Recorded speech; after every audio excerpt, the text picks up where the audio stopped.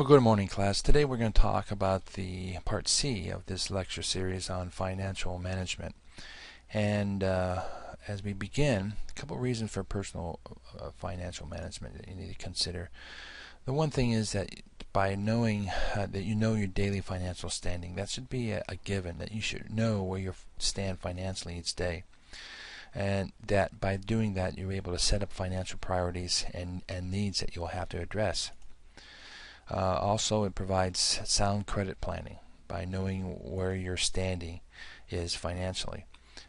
You can look at your cash flow to identify your credit needs in case you do need to get credit, loan of some kind.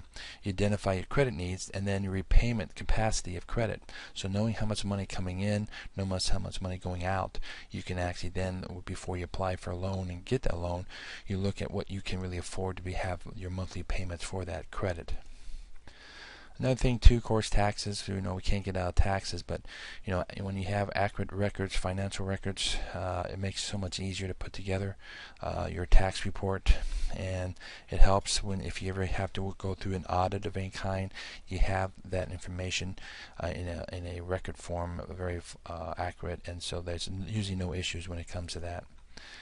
You look at your financial progress, understand which road to travel is what you're trying to find out by knowing where you are financially, by knowing what your goals are, your savings, how much debt you have, how much money coming in, your expenses. Having a grasp on that gives you a great snapshot of where you're at and which direction you want to go as today and in the future.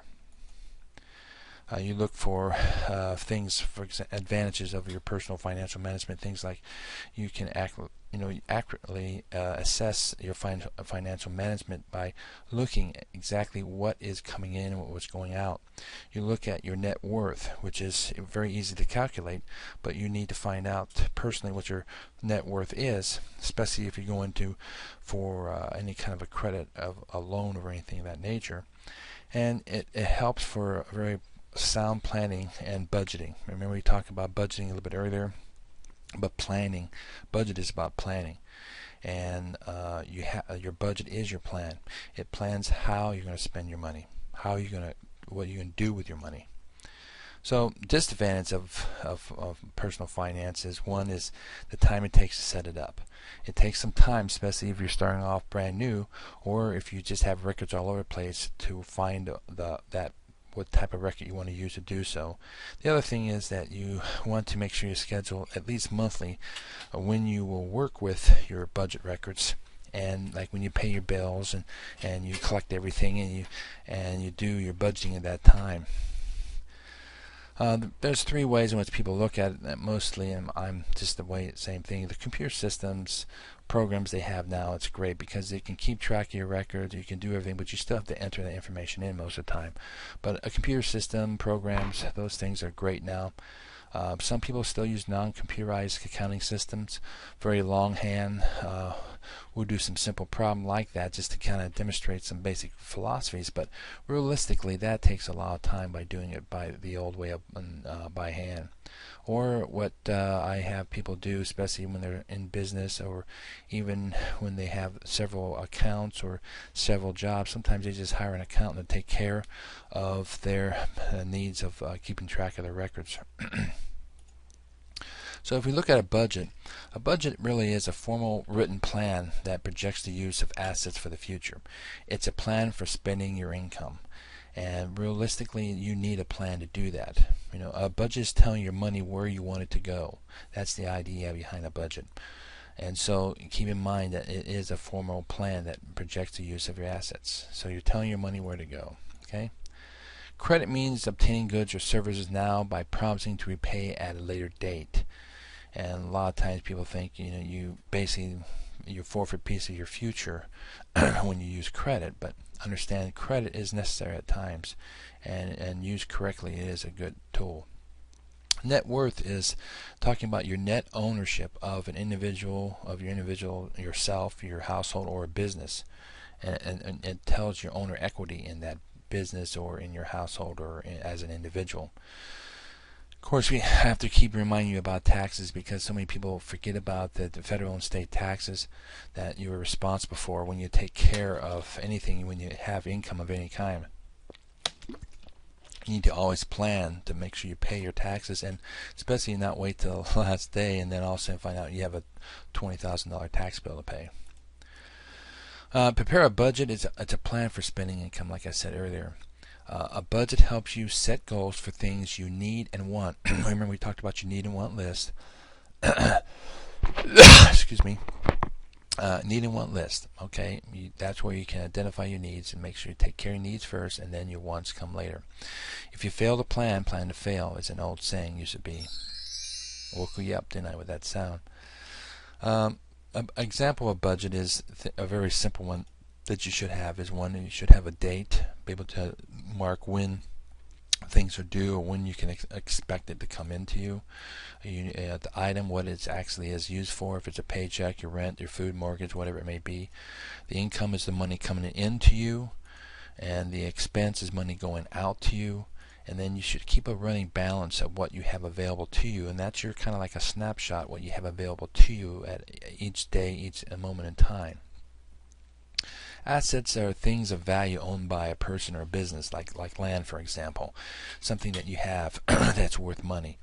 Liabilities is something that creditors claim against your assets. Okay, it's your debt that you owe, and to find your net worth, basically all you do is take your assets minus your liabilities and come up with a net worth.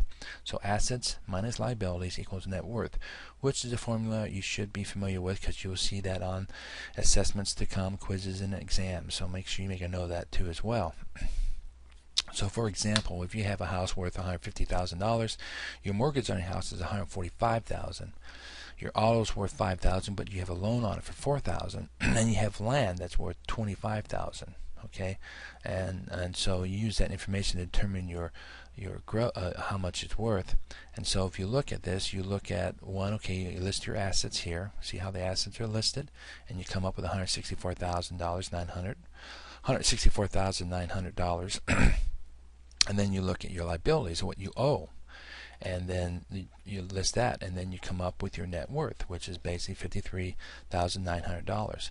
That's a very easy way, and net worth is very easy to calculate because it's just basically add up all your assets, add up all your liabilities, subtract liabilities from assets, and you find out what your net worth is worth. Tracking your income expenses, you remember we talked to you that you should have your dates, expenses, and we showed you earlier.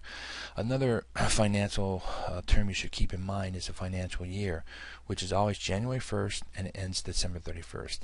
That's considered financial year. Some people call it fiscal year, but keep those figures in your mind. That's something you'll see off and on. Excuse me. If you're tracking your income expenses, you can do so by tracking it, and that's just a snapshot. By tracking your daily financial standing, you look at a quick picture of where you stand. You can look at your spending trends. You can spot trouble areas. So listing here, for example, you see the ongoing income coming in, you see the expenses, and you see the balance, and so you can see where you stand each time. And so you have an ending balance, and basically it's transferred to the next page. A real quick bit, a rule about finances from page to page, or spreadsheet to spreadsheet. Remember, you always see a beginning inventory at the top, and the beginning balance at the top, and then ending balance at the bottom. That keeps you see where you started the year, started the day off is on top, and at the end, when you get ready to turn that page to page 2, that ending balance, how much you have available at the ending, that becomes your beginning on the next page, and then moves down to to the ending again. That's how records are kept and how you move them. If you look at how to prepare a budget, you want to first of all collect how much information you have on your income, collect all your income that you have, and you collect all your expenses. That's how you are able to find out to put together a budget. To find net worth, you want to collect everything of worth that you have, assets, all your assets there, and then collect all the information of all the liabilities you owe, and then that would be your liabilities. By tracking your income expenses, you can use forms, and this is a hard form here. paper hard form. Basically, again, you look at your income, your expenses, and your balances, and those are three areas which you track. You want to track your income, your expense, and balances, and that helps you to determine a snapshot for your day's activities, and that helps you to look at what you did on that day, that week, or that month, or that year. Okay, that's the end of this particular module on finances, personal finance management. We'll see you next time. Thanks a lot. Bye now.